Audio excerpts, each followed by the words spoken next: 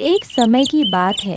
उत्तराखंड के एक छोटे से गांव शिवपुर में एक मेहनती और सच्चे दिल का किसान हरिराम अपनी पत्नी और बच्चों के साथ रहता था।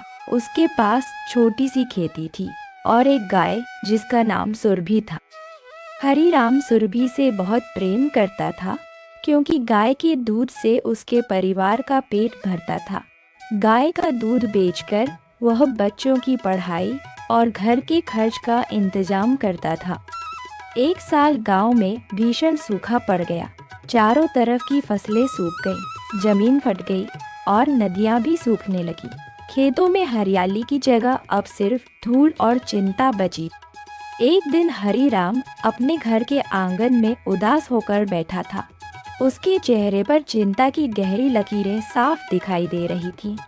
उसकी पत्नी लक्ष्मी भी चुपचाप उसके पास बैठी। क्या करूं लक्ष्मी, इस बार खेतों में कुछ भी नहीं हुआ।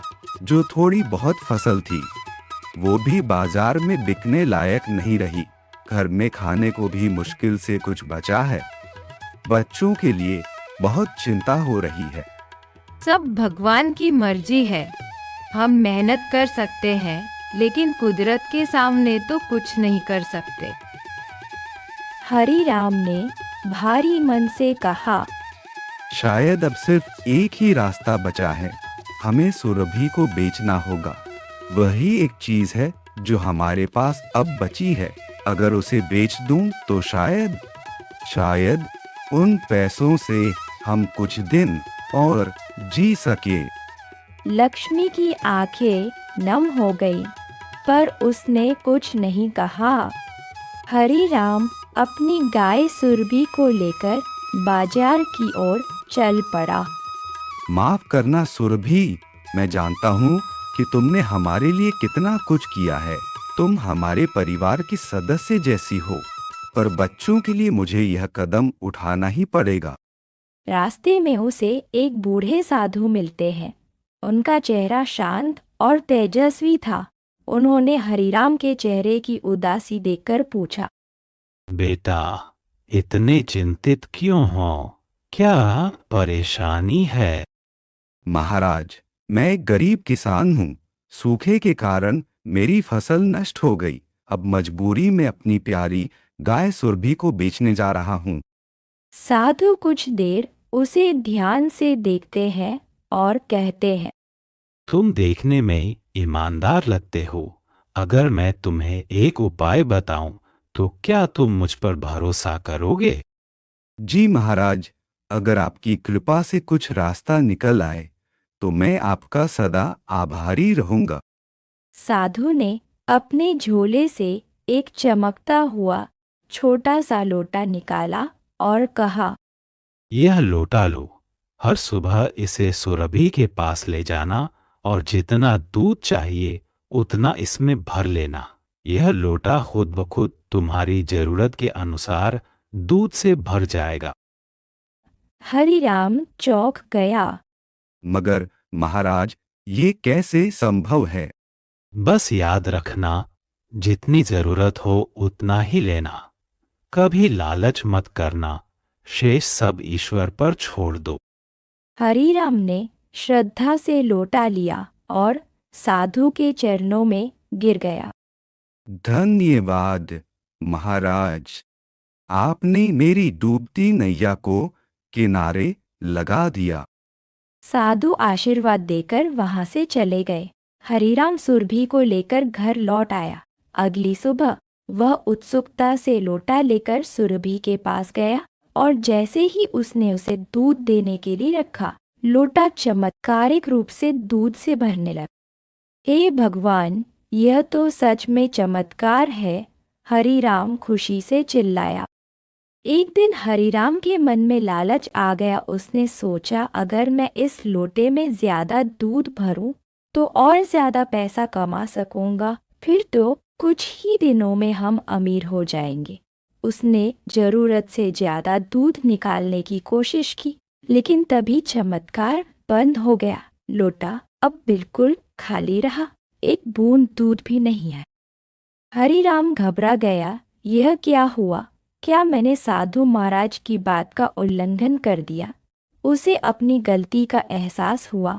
उसने सुरभि के सिर पर हाथ फेरते हुए कहा, माफ करना सुरभि, मैंने लालच किया। मैंने संतोष का पाठ भुला दिया। महाराज ने पहले ही चेताया था। हरीराम को जब अपनी गलती का एहसास हुआ तो वो रो पड़ा।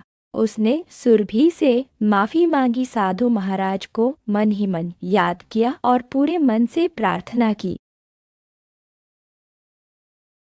हे ईश्वर, अगर मुझसे गलती हो गई तो मुझे दंड दो, पर मेरी सुरभि और मेरे बच्चों को मत झेलने दो। मैं फिर से वही सादा जीवन जीना चाहता हूँ।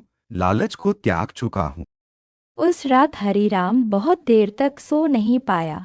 सुबह होते ही वह फिर सुरभि के पास गया और नम्रता से लोटा रखा। कुछ नहीं हुआ।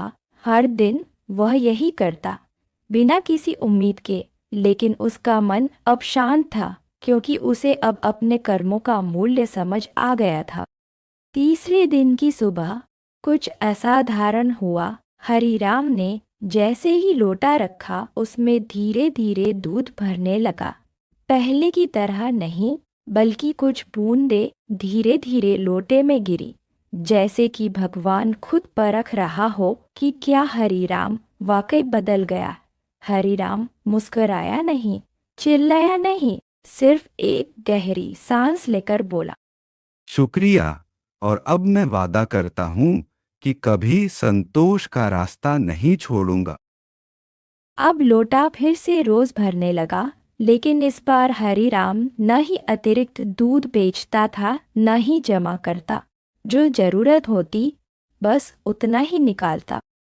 धीरे धीरे गांव वालों को पता चला कि हरीराम की हालत पहले से बेहतर हो गई है। किसी ने उसके घर में चुपचाप झांक कर देखा। वहां न कोई बड़ा बदलाव था, न ही कोई दिखावा, पर एक चीज अलग थी। हर दिन एक कटोरी दूध दरवाजे के बाहर रखी होती, जिसमें लिखा होता, जिसे जरूरत हो ले जाए। अब गांव के बुजुर्ग, बीमार और गरीब लोग उस कटोरी से दूध लेकर जाते थे। एक दिन कई साल बाद वही बूढ़े साधु गांव में फिर से आए।